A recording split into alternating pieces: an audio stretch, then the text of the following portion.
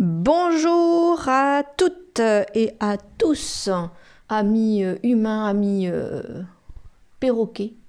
Ça fait un moment que je n'ai pas publié, mais aujourd'hui, j'ai une super nouvelle à partager avec vous. Je participe à un concours d'écriture. Alors, petite question pour vous. Vous, est-ce que vous avez déjà participé à un concours d'écriture, quel qu'il soit? Est-ce que vous avez déjà fait ça? Moi, c'est la deuxième fois sur le site dont je vais vous parler et du coup, j'ai déjà participé, donc je me dis que je peux plus facilement en parler. Je vous explique tout ça dans la vidéo. Le site s'appelle Fyxia, Fyctia. Si vous ne connaissez pas, c'est une plateforme où l'on peut partager des histoires sous forme de chapitres, un peu comme Wattpad, si vous connaissez, mais avec un côté axé sur le concours d'écriture. Alors, comment ça marche? Les concours sur Fyxia, ça demande de publier des chapitres de 1000 à 7000 caractères maximum, espace compris. Ça peut paraître court, en tout cas moi ça me paraît court, mais en fait ça donne un rythme dans l'histoire. Et j'ai une petite astuce que j'ai apprise en participant, c'est que Fyxia demande, quand vous lisez bien le règlement, etc., c'est que souvent on demande de publier 60% de votre histoire, pas toute l'histoire. Alors oui, c'est un peu frustrant, si vous êtes juste lecteur, ça vous permet de découvrir des nouveaux auteurs, des nouveaux talents, mais c'est vrai que souvent il n'y a pas l'entièreté de l'histoire. Je préfère tout de suite vous prévenir. À noter aussi que contrairement à ma première expérience, aujourd'hui ils ne demandent plus l'exclusivité. Je dis ça parce qu'il y a peut-être des gens qui voulaient se lancer sur Fyxia, qui ont vu qu'il y avait l'exclusivité pendant 2 ans quand ils publiaient. Aujourd'hui, ils ne font plus ça. Donc si ça vous intéresse, ça veut dire que vous pouvez publier le récit que vous mettez sur Fyxia. Vous pouvez ensuite l'éditer comme vous voulez. Avant, Fyxia demandait un droit de regard, quoi. Mais maintenant, non. Donc c'est plus intéressant. Et ça nous rappelle qu'il faut toujours bien lire le règlement avant de participer à un concours. J'ai déjà participé à un concours de nouvelles l'année dernière, c'était super intéressant, et concours de poésie l'année dernière qu'on avait gagné avec Martin en atelier d'écriture. Là, je n'ai pas participé cette année au concours d'écriture de poésie, mais j'ai plusieurs amis et une élève qui ont participé au concours de cette année, le concours de poésie, donc j'espère les avoir aussi en livre édité. Qu'est-ce que je pouvais vous dire d'autre? Oui, je vais vous parler quand même du concours actuel. C'est un concours Green Flag. Alors même moi je ne savais pas ce que c'était, je me suis dit on va regarder ça. Donc je participe au concours sur le thème Green Flag. Qu'est-ce que ça veut dire? Il s'agit de raconter une romance moderne, saine, où les personnages construisent une relation basée sur la communication, le respect. Donc ça tombe bien, parce que c'est pas du tout ce que j'écris d'habitude. Je suis plus soit thriller, j'ai écrit un thriller, quelque chose sur les vampires, et après c'est des guides, donc pas vraiment à voir. Mais là, j'étais déjà en train de travailler sur une histoire avec un personnage principal. J'étais en train de le développer un petit peu. Et puis, j'ai adapté le début de mon histoire pour introduire un second personnage. Parce que pour faire un couple, il faut être 2. Et voilà, du coup, j'ai essayé de coller vraiment au thème. Si j'ai bien compris, l'idée du Green Flag, c'est de montrer que même avec beaucoup de difficultés personnelles, les 2 héros peuvent s'aimer d'une manière réaliste, positive, affronter les obstacles à 2. Donc, normalement, je ne suis pas hors sujet du tout.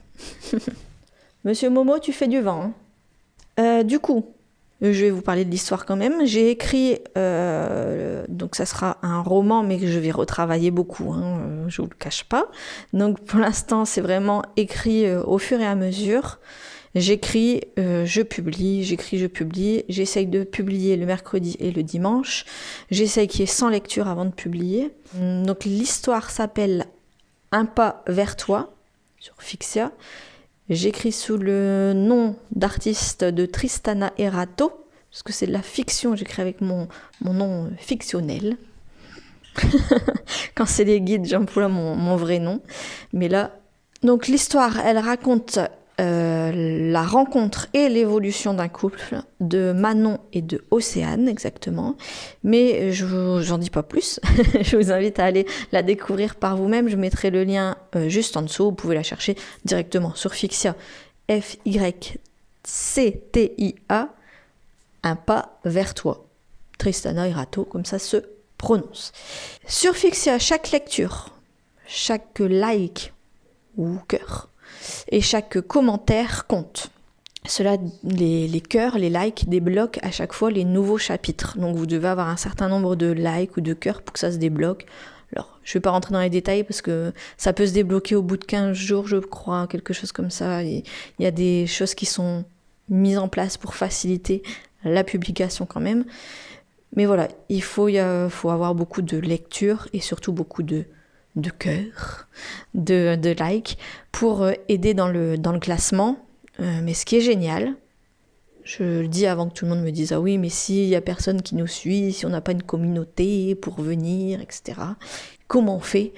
Eh bien, il faut savoir que l'équipe Fixia vient sur chaque histoire lire et du coup, il peut y avoir, si c'est la même chose que l'ancien concours, il y a normalement un prix pour celui qui a le plus de likes ou quelque chose comme ça, et il y a un prix pour le coup de cœur Fixia, donc voilà, ceux qui sont sélectionnés par l'équipe.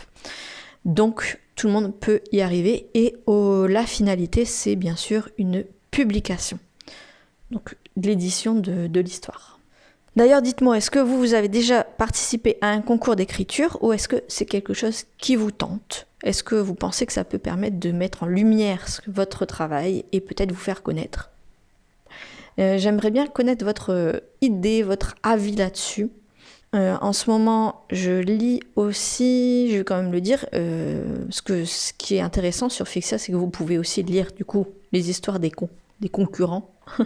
Mais c'est vraiment pas vu comme ça sur Fixia, c'est ça que j'aime bien, c'est que on développe une amitié presque avec les autres auteurs et personnellement, alors on se fait des échanges de likes pour débloquer les histoires, donc on passe sur les histoires de l'un et l'autre pour faire des petits... Ça se fait très simplement.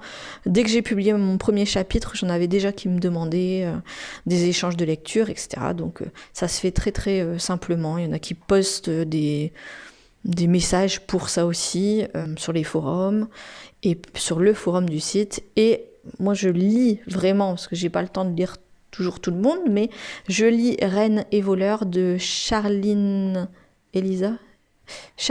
Millemi, ça c'est sûr. Et voilà, j'essaye de lire un petit peu, mais je lis surtout celle-là. Et si vous êtes curieux, n'hésitez pas non plus à jeter un coup d'œil. On se suit aussi sur Instagram, donc je pense que vous pouvez nous retrouver là-dessus. Voilà, il me reste une vingtaine de jours pour publier ce que je veux publier. Je crois qu'il y a 22 chapitres pour l'instant et je suis j'ai écrit le 10e, le 9e est paru là dimanche. Donc oui, si vous ne comprenez pas, moi je m'y retrouve. Donc il n'y a eu plus qu'une vingtaine de jours pour participer. Il y a déjà plus de 1100 participants, je pense. C'est la plus grosse participation sur Fixia depuis qu'ils ont créé ça. Donc voilà, il y a du monde. J'espère que vous serez au rendez-vous pour découvrir et soutenir Un pas vers toi.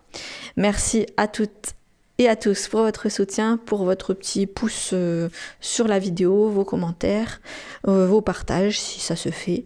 Mais sinon, voilà, c'est un plaisir de vous retrouver. Je vous souhaite une agréable journée.